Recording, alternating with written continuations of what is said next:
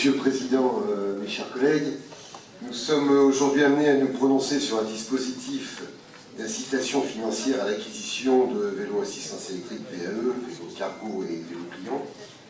Le groupe Les Républicains et apparentés ont voté pour, puisque nous avons nous-mêmes sollicité cette politique lors d'un précédent conseil.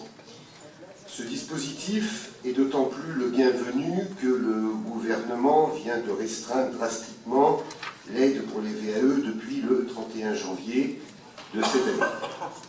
Ce n'est clairement pas un signal positif en faveur des modes doux et des modalités actives.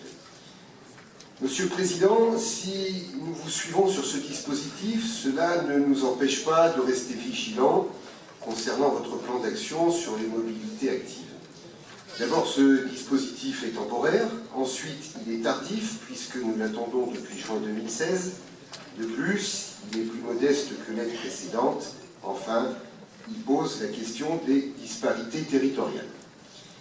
Par exemple, si l'objectif d'atteindre le réseau cyclable à 1000 km à l'horizon 2020 est une bonne chose et devrait être réalisable, sommes-nous certains que ce développement s'étende et profite à toutes les communes de la métropole?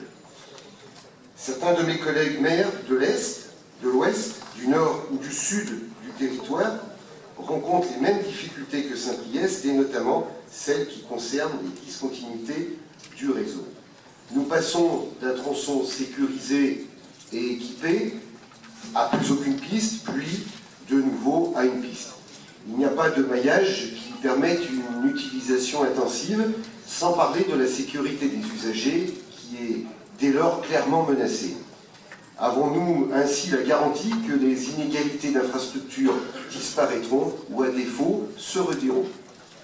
De même, et c'est un sujet qui revient souvent, quelles solutions sont envisagées pour les communes qui ne sont pas éligibles au vélo? En vous arrêtant à la première couronne, vous limitez l'usage des modes doux et créez des disparités.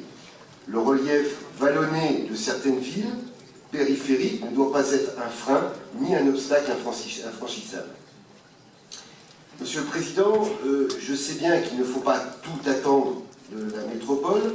À Saint-Priest, nous allons d'ailleurs inaugurer prochainement la Maison du Vélo, qui visera à promouvoir les modes doux. Mais s'agissant des infrastructures, c'est à la métropole de prendre aussi ses responsabilités. C'est bien d'être ambitieux et de promouvoir un plan d'action d'envergure sur les mobilités actives, c'est mieux si celui-ci profite à tous. Et puis, n'oublions pas non plus que ce plan sur les mobilités actives s'inscrit dans un plan plus large, le plan oxygène.